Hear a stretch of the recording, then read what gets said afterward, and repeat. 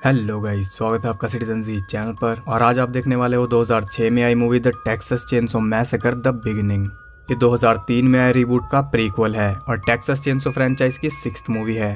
इस मूवी में लेदरफेस और उसकी फैमिली के बारे में बहुत कुछ बताया गया है और इस मूवी की स्टोरी 2003 वाली मूवी से 4 साल पहले बेस्ड है। तो अगर आपने फर्स्ट पार्ट नहीं देखा है तो आई बटन पर क्लिक करके पहले वो देख लो, क्योंकि उसे देखे बिना आपको इस वीडियो में कुछ भी समझ नहीं आएगा। उसे देखने के बाद आप इस वीडियो को कंटिन्यू कर सकते हो। बाकी बातें वीडियो के एंड में करेंगे इस मूवी से जुड़े ढेर सारे इंटरेस्टिंग फैक्ट्स के साथ। तो अब ज़्यादा देर ना करते हुए जल्दी से स्टोरी स्टार्ट करते हैं।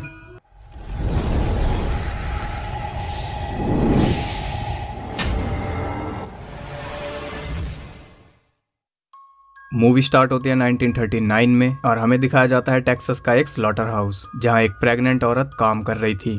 अचानक उसे लेबर पेन होता है और वो वहीं पर बच्चे को जन्म दे देती है। प्रीमेच्योर बर्थ की वजह से उसकी मौत हो जाती है और जो बच्चा पैदा हुआ था वो भी नॉर्मल नहीं था, उसे कोई स्किन डिसीज थी। स्लॉटर हाउस के बाहर यंग लूडा को वो बच्चा डस्टबिन में पड़ा मिलता है। मैनेजर ने उसे कूड़े में फेंक दिया था। लूडा उसे उठाकर अपने घर ले जाती है। वो उसका नाम थॉमस रखती है और उसे अपने बच्चे की तरह पालती है। थॉमस को बर्थ डिफेक्ट की वजह से वो फेशियल डिसीज थी। सब उसका मजाक बनाते थे, इसलिए वो बचपन से ही अपना मुंह ढक कर रखता था। 30 साल बाद 1969 में टेक्सास के उस टाउन में एक बीमारी फैल गई थी, जिसकी वजह से सब टाउन छोड़कर जा रहे थे। जिस स्लॉटर हाउस में थॉमस काम करता था उसे हेल्थ डिपार्टमेंट ने बंद करवा दिया था, लेकिन फिर भी थॉमस वहां से जाने के लिए तैयार नहीं था। वो अपना काम किए जा रहा था। तब वहाँ का मैनेजर उसे जबरदस्ती बाहर निकलवा देता है और ये वही मैनेजर है जिसने पैदा होते ही उसे डस्टबिन में फेंक दिया था। तब तो थॉमस वहाँ से चला जाता है, लेकिन बाद में वो वहाँ वापस आता है। तब मैनेजर उसकी फिर से बेइज्जती करने लगता है, क्योंकि पूरा टाउन खाली हो चुका था लेकिन उसकी फैमिली अभी भी वहीं रह रही थी। थॉमस को गुस्सा आ जाता है और वो एक हथौड़े से उसके ऊपर हमला कर देता है। मैनेजर जल्दी से पुलिस को फोन लगाता है, लेकिन उन्हें कुछ भी बता पाने से पहले ही थॉमस हथौड़े से उसका सर फोड़कर उसे मार देता है। फिर वो वहां रखी एक चेनसो को उठाकर वहां से चला जाता है। कुछ देर बाद एक शेरिफ उसके घर पहुंचता है, लेकिन थॉमस उसे वहां नहीं मिलता। तब शेरिफ उसके एक फैमिली मेंबर को साथ लेकर उसे ढूंढने जाता है। शेरिफ बताता है कि सब टाउन छोड़कर जा चुके हैं और वो आखिरी पुलिस ऑफिसर बचा है और वो भी अगले हफ्ते चला जाएगा। थॉमस उन्हें रास्ते में ही मिल जाता है। शेरिफ कार से उतरकर उसके पास जाता है, लेकिन वो एक गलती कर देता है। वो अपनी शॉटगन कार में ही छोड़ जाता है। शेरिफ थॉमस को हाथ ऊपर करने के लिए कहता है, तभी थॉमस का फैमिली मेंबर शॉटगन से उसे शूट कर देता है। वो हर्ट था, लेकिन उसका असली नाम था चार्ली। हर्ट इस शेरिफ का नाम है जिसे उसने मार डाला और एक तरीके से उसने वहाँ के पूरे पुलिस डिपार्टमेंट को ही मार डाला। शेरिफ को मारने के बाद वो उसकी आइडेंटिटी चुरा लेता है और खुद शेरिफ हर्ट बन जाता है। शेरिफ को मारकर उन्हें कई सारे फायदे मिलते हैं, लेकिन मोस्ट इम्पॉर्टेंटली उन्हें खाना मिलता है। उस रात वो शेरिफ को खाते हैं और यहाँ से उस फैमिली के कैनिबल्स बनने की शुरुआत होती है। मीनवाइल हम देखते हैं एरिक और उसके भाई डीन को, जो कि अपनी गर्लफ्रेंड्स क्रिसी और बेली के साथ रोड ट्रिप पर जा रहे थे। एरिक और डीन वियतनाम वॉर के लिए एनलिस्ट होने जा रहे थे और क्रिसी और बेली उन्हें छोड़ने जा रही थी, लेकिन डीन वॉर में नहीं जाना चाहता था और ये बात वो अपने भाई को भी नहीं बता पा रहा था। रास्ते में वो लूडा के गैस स्टेशन पर रुकते हैं, जहाँ 2 बाइकर्स बैठे थे जो कि उन्हें बड़े अजीब तरीके से देख रहे थे। वो सब वहाँ से निकल जाते हैं। एरिक देखता है कि डीन अपना एडमिट कार्ड जला रहा था। वो उससे कार्ड छीन लेता है। वो दोनों भाई लड़ने लगते हैं। तभी वो देखते हैं कि एक बाइकर उनका पीछा कर रही थी। वो उनके ऊपर गन पॉइंट करके उन्हें कार रोकने के लिए कहती है। ये देखकर एरिक कार को और तेज कर लेता है और अपनी गन निकाल कर उसे शूट करने लगता है। तभी अचानक उनके सामने एक गाय आ जाती है और उससे उनकी कार टकराकर क्रैश हो जाती है। वो सब जिंदा थे, लेकिन बुरी तरह इंजर्ड हो चुके थे। एरिक देखता है कि क्रिसी कार में नहीं थी, वो बाहर गिर गई थी। एरिक कार से निकलता है, तभी वो बाइकर उसके ऊपर गन पॉइंट कर देती है, लेकिन इससे पहले कि वो कुछ कर पाती, हाइट वहां पहुंच जाता है। उसे देखकर वो गन छुपा लेती है और अच्छा बनने का नाटक करती है। व्हाइट कार से बाहर निकलता है और सीधा उसे शूट कर देता है। ये देखकर वो सभी सहम जाते हैं। व्हाइट उन सबको कार से बाहर निकाल लेता है। एरिक किसी को देख लेता है और उसे छुपे रहने के लिए कहता है। व्हाइट को वो एडमिट कार्ड मिल जाता है और वो दोनों लड़कों को खड़ा करके उनसे पूछता है कि उनमें से डीन कौन है। डीन की जान बचाने के लिए एरिक खुद को डीन बताता है। व्हाइट उनसे उस बाइकर की बॉडी को अपनी कार में रखवाता है और उन तीनों को भी कार में बैठाकर ले जाता है। वो रेडियो पर मोंटी को क्रैश साइट के बारे में बता देता है। उनके जाने के बाद क्रिसी जल्दी से कार स्टार्ट करने की कोशिश करती है, लेकिन वो स्टार्ट नहीं होती।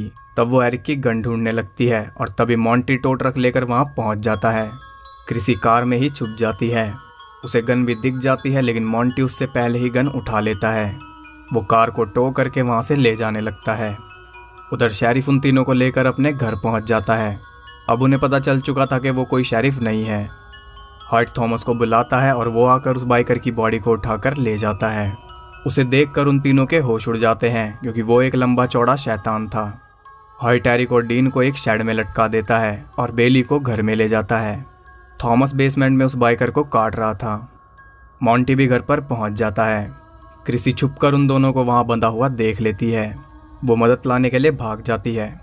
हॉयट एरिक के चेहरे पर पॉलिथीन रैप कर देता है।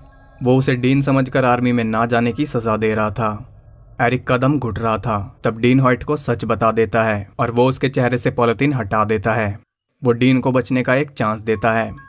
वो उसे 10 पुशअप्स करने के लिए कहता है और अगर उसने कर दिए तो वो उसे आज़ाद करने का वादा करता है। डीन पुशअप्स करने लगता है, लेकिन ये इतना आसान भी नहीं था, क्योंकि हॉयट उसे डंडे से मार रहा था। फिर भी हिम्मत ना हारते हुए वो किसी तरह 10 पुशअप्स कंप्लीट कर लेता है, लेकिन उसे फ्री करने के बजाय वो उसे मार मार कर बेहोश कर देता है। उधर भागते भागते क्रिसी रोड तक पहुंच जाती है। उसे वहां दूसरा बाइकर मिलता है और वो उसे बता देती है कि उसकी पार्टनर को हॉयट ने मार दिया है। ये सुनकर वो बाइकर उसके साथ चलने के लिए राजी हो जाता है। उधर एरिक किसी तरह खुद को आज़ाद कर लेता है। वो डीन को वहां से उठाकर कहीं छुपा देता है और बेली को बचाने घर के अंदर जाता है। अंदर लूडा और हेनरिएटा की माँ बैठकर चाय पी रहे थे और बेली को उन्होंने टेबल के नीचे बांध रखा था। एरिक एक नाइफ उठाकर बेली को आज़ाद कर देता है। हॉयट वहां आने लगता है, लेकिन वो दोनों टेबल को आगे खिसकाकर दरवाज़ा ब्लॉक कर देते हैं। तब हॉयट थॉमस को आवाज़ लगाता है। एरिक वहां से टो ट्रक की चाबी उठाकर बेली को दे देता है और उसे ट्रक स्टार्ट करने के लिए कहता है। इतने में वो डीन को लेने जाता है। बेली ट्रक स्टार्ट कर लेती है, लेकिन थॉमस उसे मीट हुक से पकड़कर ट्रक से बाहर निकाल लेता है। हॉयट भी बाहर आ जाता है। एरिक डीन को वहां से भगा देता है और वो खुद हॉयट का सामना करता है, लेकिन भागते भागते डीन का पैर एक बियर ट्रैप में फंस जाता है। एरिक उसके चिल्लाने की आवाज़ सुनता है, तभी हॉयट उसे मारकर बेहोश कर देता है। वो तीनों फिर से पकड़े जाते हैं। थॉमस एरिक को बेसमेंट में ले जाता है। वो उसे एक टेबल पर बांध देता है और उसके चेहरे को चेक करने लगता है। आप सब समझ ही गए होंगे कि वो क्या करने वाला है। क्रिसी उस बाइकर होल्डन को लेकर उस घर तक पहुंच जाती है। होल्डन क्रिसी को छोड़कर सीधा घर में घुस जाता है। क्रिसी को बाहर डीन दिखाई देता है, जो कि बियर ट्रैप में फंसा हुआ था। डीन उसे बताता है कि एरिक और बेली घर के अंदर हैं। क्रिसी उसे वहीं छोड़कर घर के अंदर जाती है। वो एक खिड़की से अंदर घुस जाती है। लूडा बिल्कुल उसके सामने ही थी। वो किसी तरह उससे बचकर वहां से निकल जाती है। उधर होल्डन सीधा जाकर मोंटी के पैर में गोली मार देता है और उससे अपनी पार्टनर के बारे में पूछता है।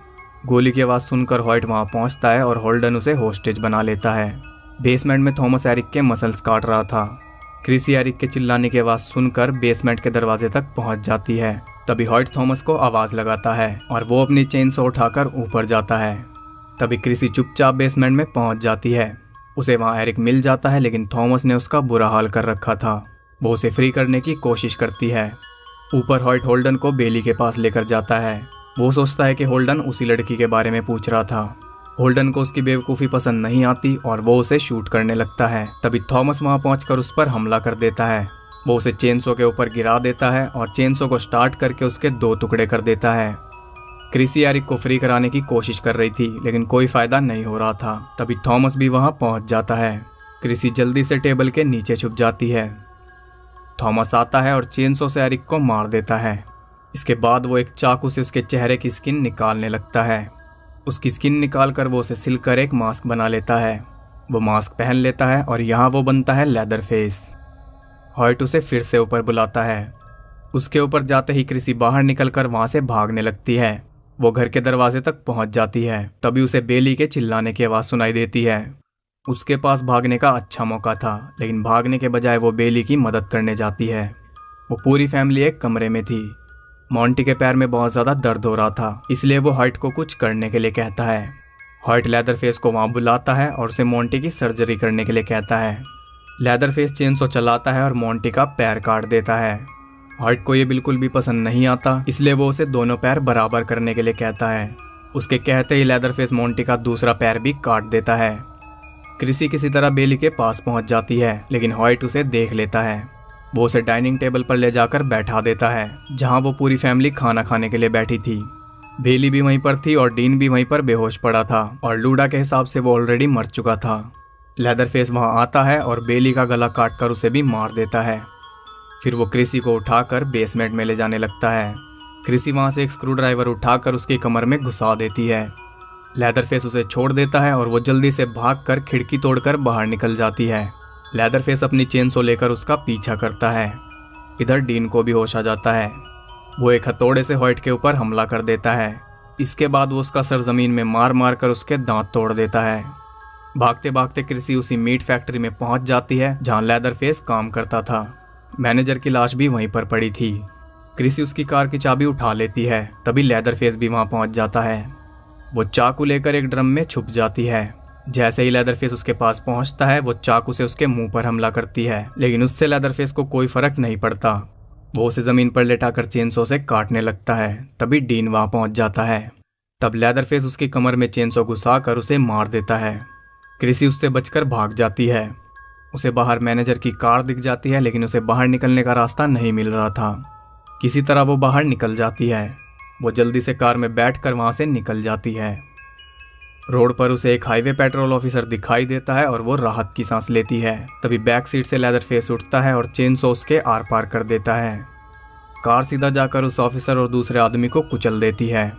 लेदरफेस कार से बाहर निकलता है और अपने घर की तरफ चला जाता है और यहाँ ये मूवी एंड हो जाती है। ये प्रीक्वल था, इसलिए ऑब्वियसली इसमें सभी मर जाते हैं, क्योंकि अगर कोई बच जाता तो लेदरफेस की फैमिली पहले ही पकड़ी जाती और 2003 वाली फिल्म ना बनती। तो यहाँ ये रिबूट सीरीज खत्म हो जाती है। इसके आगे इसका कोई पार्ट नहीं आया है। इसका थर्ड पार्ट भी आना था, लेकिन 2007 में उसे कैंसिल कर दिया गया और इसकी वजह यही रही होगी कि इस मूवी को अच्छे रिव्यूज नहीं मिले थे। ये 16 मिलियन के बजट में बनी थी और इसने $52 मिलियन कमाए थे। रिलीजिंग वीक में ये बॉक्स ऑफिस पर दूसरे नंबर पर थी, लेकिन इसने पहले पार्ट के मुकाबले कुछ भी नहीं कमाया। ये मूवी पहले पार्ट जितनी अच्छी नहीं है, लेकिन फिर भी ओरिजिनल मूवी के अलावा ये दोनों इस पूरी फ्रेंचाइज की 2 बेस्ट मूवीज हैं। और काफ़ी लोग 2013 में आई टेक्सास चेनसो 3D को लेकर कंफ्यूज हैं, जो कि लेदरफेस से ज़्यादा उसकी लीड एक्ट्रेस अलेक्जेंड्रा डडैरियो के लिए फेमस है। तो नेक्स्ट वीडियो उसी के ऊपर होने वाली है। उसमें मैं सबके डाउट्स क्लियर कर दूंगा और बड़ी आसानी से आप सब उसकी स्टोरी समझ जाओगे। अभी मैं इतना ही कह सकता हूँ कि उस मूवी का इन दोनों पार्ट से कोई लेना देना नहीं है। तो आपको बस नेक्स्ट वीडियो का वेट करना है और इस वीडियो को एक लाइक करना है और कमेंट में बताना है कि आप नेक्स्ट वीडियो के लिए एक्साइटेड हो या नहीं। और साथ ही अगर आपने चैनल सब्सक्राइब नहीं किया है तो सब्सक्राइब भी ज़रूर करना है। तो इस मूवी में हमें पिछले पार्ट से रिलेटेड सारे सवालों के जवाब मिल गए। लेदरफेस कौन था, वो लोगों को कब से मारने लगा, उसकी फैमिली के बारे में भी पता चला कि वो सब कैनिबल्स कैसे बने, मॉन्टी कैसे हैंडीकैप बना, हॉयट कैसे शेरिफ बना और उसके दांत क्यों टूटे हुए थे। ये सारे जवाब भी इस मूवी में हमें मिल गए। तो अब बात करते हैं इस मूवी से जुड़े इंटरेस्टिंग फैक्ट्स के बारे में। जिस सीन में हॉयट एरिक के फेस को पॉलिथीन से रैप करता है वो सीन बिल्कुल रियल था और हॉयट एरिक के लिए बहुत ज़्यादा चिंतित था। एरिक के सांस लेने के लिए उस पॉलिथीन में एक होल किया गया था, लेकिन उससे कुछ खास मदद नहीं हो पा रही थी। इसलिए जब भी उसे सांस लेने में दिक्कत होती थी वो अपनी नीज को नॉक करके सिग्नल देता था।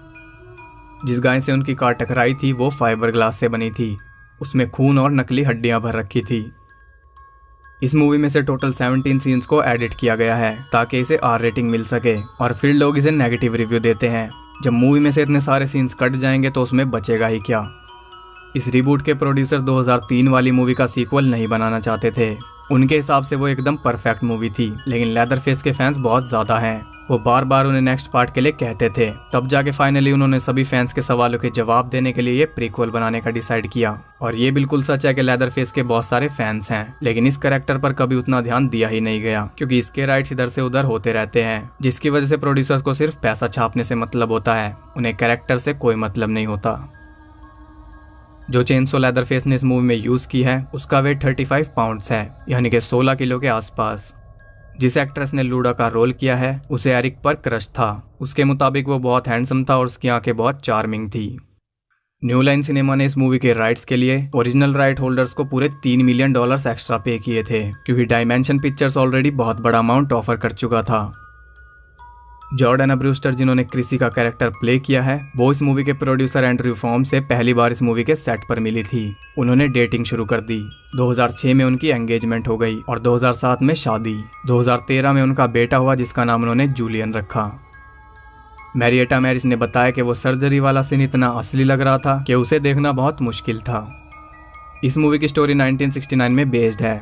एंड्रू ब्रांस्की जिन्होंने लेदरफेस का रोल किया है, उनका जन्म भी 1969 में हुआ था और फिल्मिंग के टाइम पर वो 37 साल के थे, जबकि लेदरफेस की उम्र देखते हैं तो वो 1939 में पैदा हुआ था और इस मूवी में वो 30 साल का है।